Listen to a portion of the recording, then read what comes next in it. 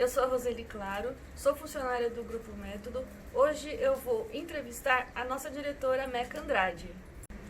Primeira pergunta: o que fez você ter a escolha no autismo em específico? Como você iniciou seu trabalho na área do autismo e por que se manteve nessa área até hoje?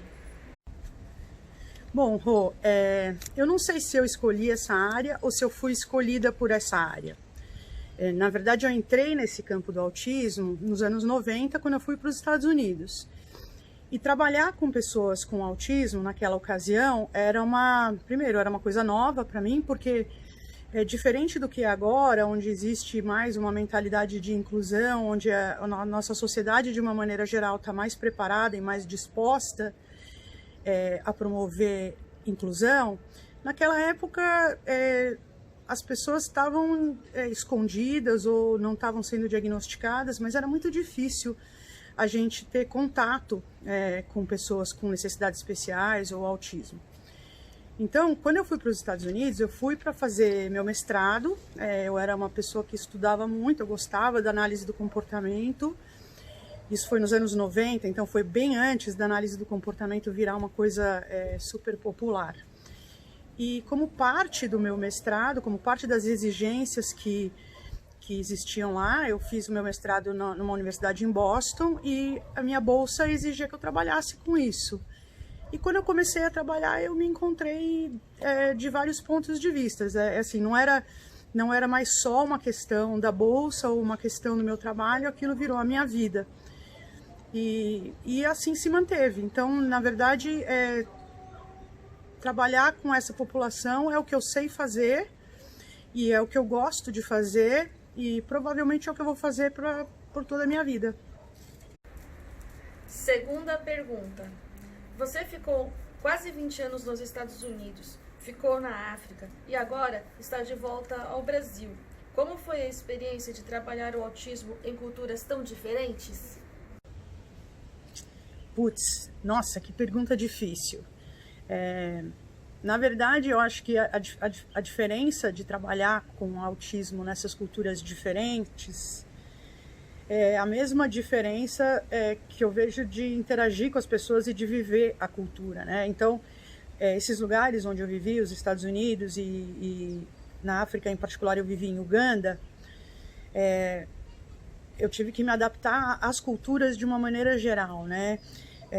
E isso em si já é difícil, principalmente quando você pensa numa proposta inclusiva ou numa proposta de direitos e coisas assim. É muito diferente o contexto político-social de Uganda em relação aos Estados Unidos ou ao Brasil.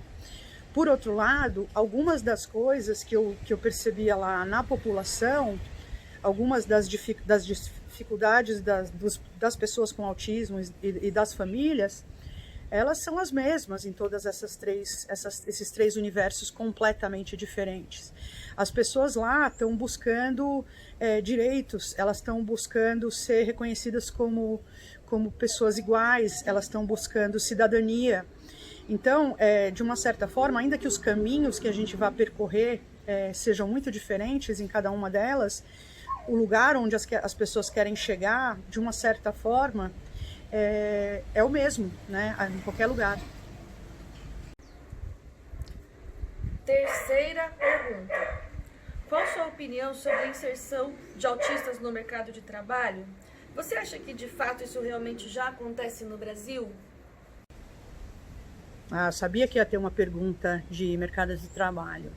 Bom, não sei se eu tenho uma opinião, ou até tenho. Eu gostaria que a inclusão da pessoa com autismo no mercado de trabalho tivesse anos-luz à frente.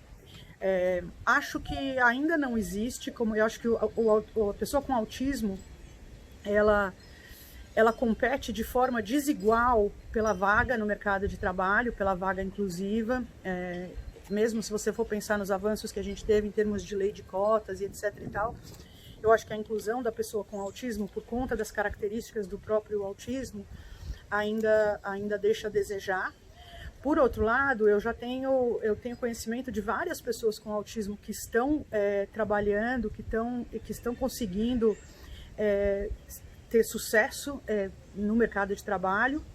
E isso não só serve de exemplo para outras pessoas com autismo, mas também abre caminhos. Eu acho que, pelo menos para a pessoa com autismo sem comprometimento cognitivo, intelectual, a coisa está um pouco mais adiantada. Me preocupa muito a condição da pessoa que tem comprometimento intelectual, porque a sociedade, de uma maneira geral, ainda não aprendeu a dar lugar para esse cidadão. Ainda não aprendeu a ver esse ser humano como cidadão. E eu acho que isso é um passo importante que a gente tem que dar simultaneamente. Eu acho que não é só pensar nos locais, nas posições de trabalho em que você vai colocar o autista de bom desempenho, mas também em que posições do mercado de trabalho, em que posições da sociedade produtiva que você consegue oferecer uma oportunidade para a pessoa que tem determinados comprometimentos de desempenho. Quarta pergunta. Como é para você, Meca Andrade, ter um autista junto com a sua equipe do Grupo Método? É divertido, eu gosto.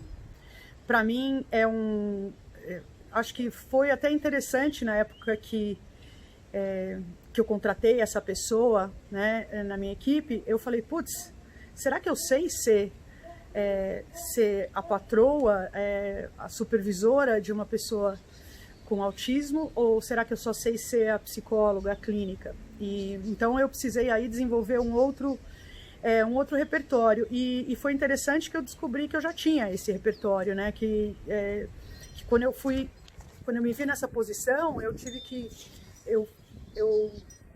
eu tratei essa pessoa com autismo na minha equipe como uma pessoa. Então eu não precisava dessas habilidades especiais, eu precisava só dessa humanidade que eu acho que a gente tem.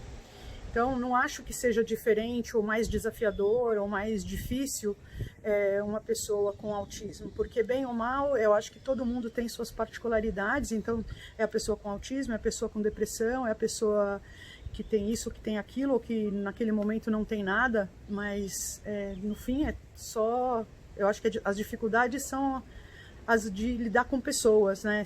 Sempre há seus desafios, mas nada particularmente diferente. Quinta pergunta.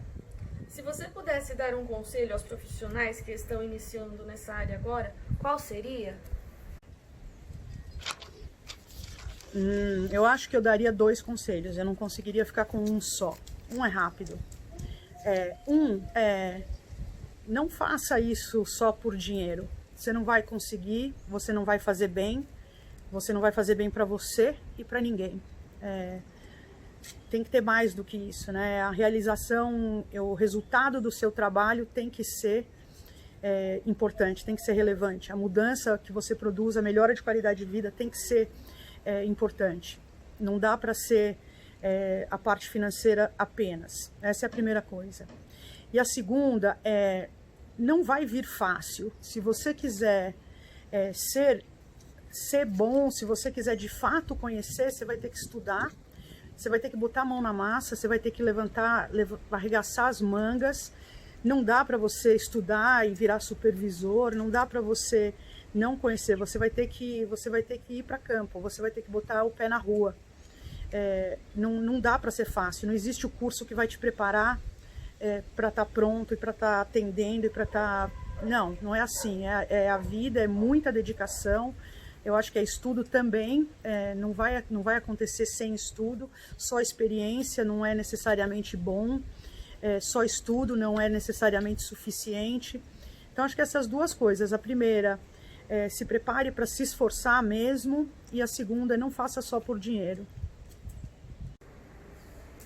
Obrigada, Meca Andrade. Espero que suas respostas possam ajudar muitas famílias.